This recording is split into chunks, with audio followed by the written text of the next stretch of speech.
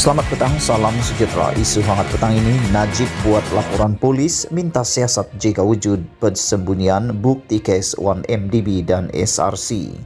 Berita sepenuhnya. Datuk Seri Muhammad Najib Tun Razak meminta polis Diraja Malaysia PDRM menyiasat jika wujud persembunyian bukti material berhubung transaksi wang berkaitan 1MDB dan SRC Internasional. Bekas Perdana Menteri itu turut memohon pihak DRM menjalankan siasatan terperinci berkaitan beberapa pemimpin dan pegawai kanan kerajaan di zaman pemerintahan Pakatan Harapan PH yang didakwa beliau sengaja menyembunyikan bukti berkaitan 1MDB. Najib turut mengakui kekecewaannya apabila beliau dan pasukan GOM-nya tidak dimaklumkan mengenai hubung kait antara urus niaga antara ahli keluarga terdekat seorang bekas Gubernur Negara Bank Negara Malaysia BNM dengan ahli perniagaan dalam buruan Jolo. Najib namakan beberapa individu tidak didedahkan kerana dalam siasatan. Dakwa Najib, tindakan pihak tertentu menyembunyikan fakta dan bukti tersebut menjejaskan usaha pembelaan beliau dalam kes mahkamah. Kebanyakan rakyat Malaysia terkejut dengan pengesahan oleh SPRM minggu lepas bahawa baki RM65 juta daripada dana dilaporkan dikaitkan dengan Jolo dan 1MDB di bank akaun yang dikaitkan dengan keluarga terdekat bekas Gubernur Bank Negara Malaysia BNM telah dikembalikan ke Malaysia oleh pihak berkuasa Singapura. Laporan media telah mengatakan bahawa sebanyak RM700 juta telah dipindahkan ke akaun bank yang dikaitkan dengan bekas Gubernur Bank Negara Malaysia BNM sejak tahun 2007 hingga tahun 2013.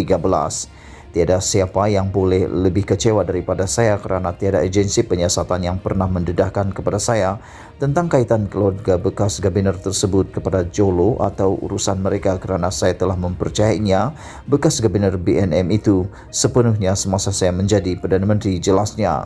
Najib berkata demikian dalam sidang media selepas membuat laporan di Ibu Pejabat Polis Daerah IPD Dangwangi di sini pada Sabtu.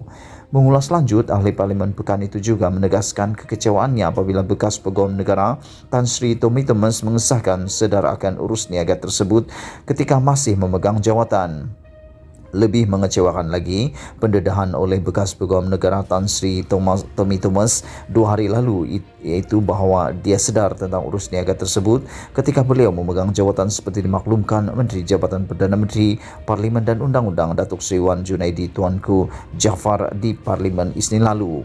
Bahawa polis telah mengetahui mengenai perkara ini sejak tahun 2019 di bawah rejim Kerajaan Pakatan Harapan, tetapi masih menyiasat sehingga kini hampir penghujung tahun 2021, dakwa Najib lagi. Tambah Najib, maklumat terbabi tidak pernah dimaklumkan kepada beliau dan pasukan undang-undangnya untuk digunakan dalam pembelaannya di mahkamah berhubung kes 1MDB dan SRC Internasional. Saya juga dimaklumkan bahawa seorang lagi saksi utama pendakwaan dalam kes SRC saya juga telah menerima lebih daripada RM85 juta dana yang dikaitkan secara langsung dengan 1MDB dan sekali lagi saya dan pasukan undang-undang saya tidak diberitahu tentang perkara ini walaupun individu tersebut memainkan peranan penting dalam kes SRC. Oleh itu, saya membuat laporan untuk meminta polis menyiasat jika terdapat percubaan yang disengajakan untuk disembunyikan bukti material daripada saya dan semua rakyat Malaysia oleh individu penting di Pejabat Peguam Negara dan SPRM yang dilantik semasa pentadbiran Pakatan Harapan, jelasnya lagi. Sekian isu hangat petang ini. Jangan lupa tinggalkan komen anda, tekan butang subscribe dan kita jumpa lagi. Bye-bye.